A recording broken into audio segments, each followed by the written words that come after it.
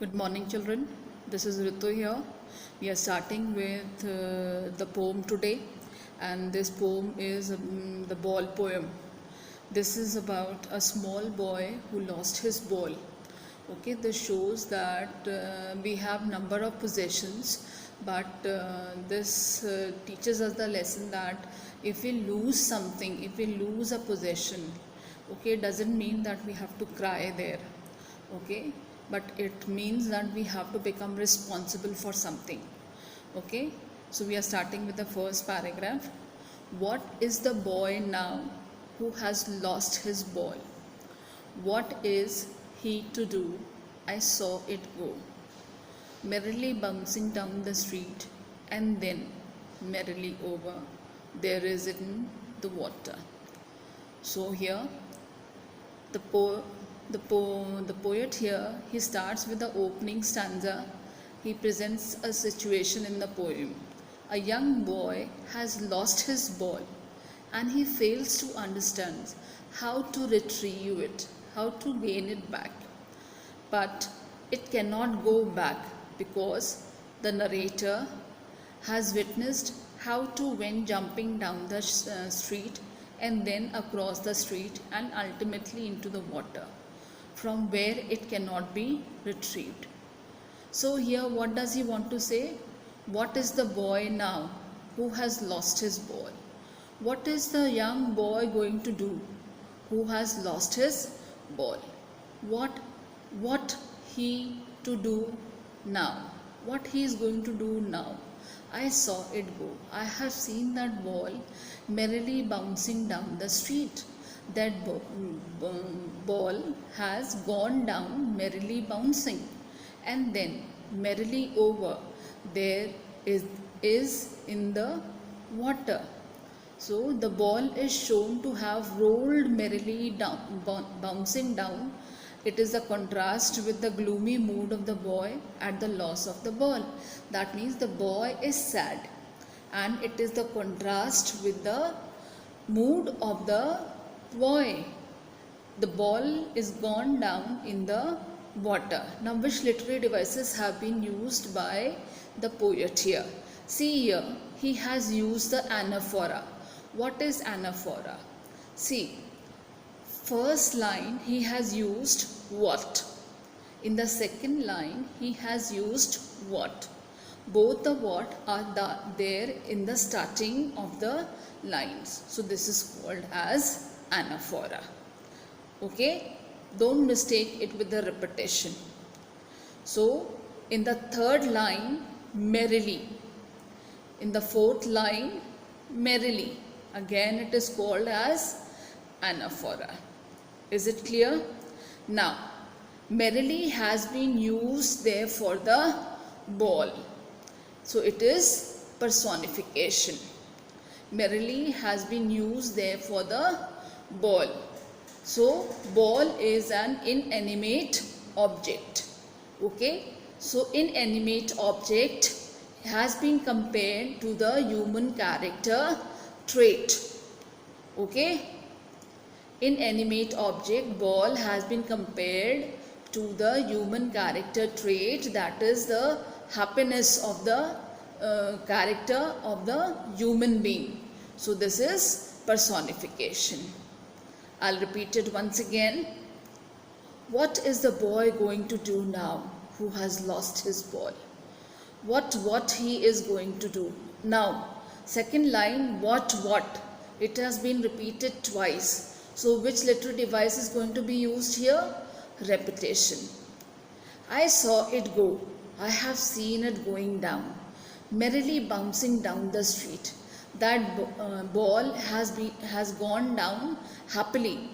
That is bouncing down in the street, and then merrily over. There it is in the water, and it has gone down in the water again. Is it clear now? So three literary devices have been used here. First is anaphora for what and merrily. Then the repetition in the second line for what and what. Then merrily is used for the ball, that is personification. Is it clear? Understood? Now for the second paragraph we are using. No use to say, oh, there are other balls. An ultimate shaking grief fixes the boy as he stands rigid, trembling, staring down all his young days into the harbour where his ball went. So, in this second stanza, the poet here says about the mental state of the young boy who has lost his ball. So the narrator does not try to soothe him because he knows that the boy is grief stricken. What do you mean by grief stricken? He is sad. Okay, that nothing can console him.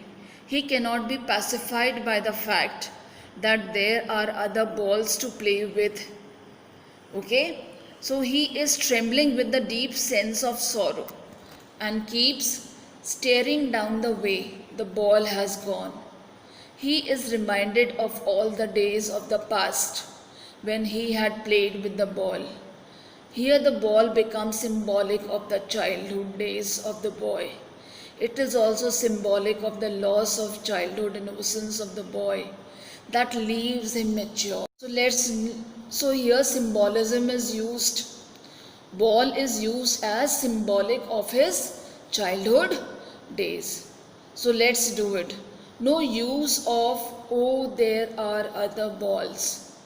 So here the poet says there is no use of saying him again and again, that there is no use of saying him that there are other balls. No ultimate shaking grief fixes the boy. So here he says that the boy is grief stricken. That means he is very sad. He stands rigid. He is rigid there. He is trembling. He is staring down the street. All his young days into the harbour where his ball went. So he is remembering of this days where he used to play there in the harbour. He is remembering all the days of his childhood. So is it clear now? Now we are going to the last paragraph, that is the fourth paragraph. And no one buys a ball back. Money is external.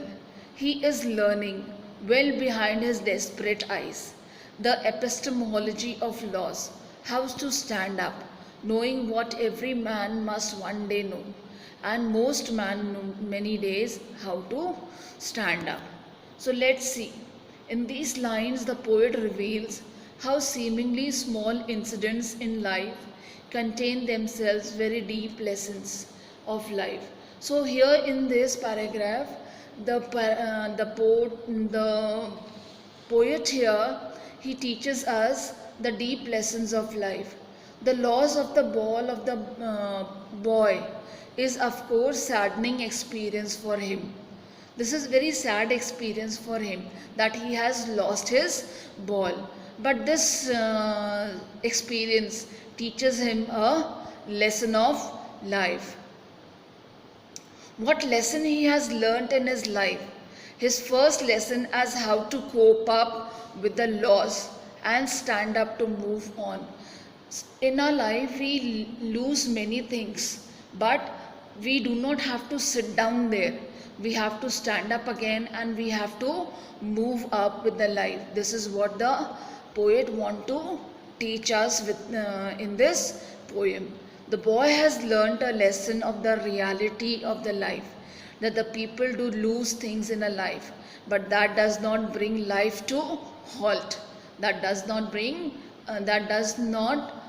make our life to stop.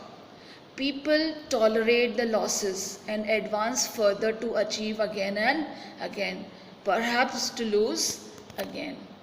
Okay, so let's start with the literary devices. Alliteration. What is alliteration? Alliteration is the repetition of the consonant sound. What are consonant and what are vowels? Vowels are A, E, I, O, U. And what are consonants? Consonants are other than the vowels. So here in this line, balls will be lost always. B and B is repeated again. Okay. Now in the other line here, buys ball back.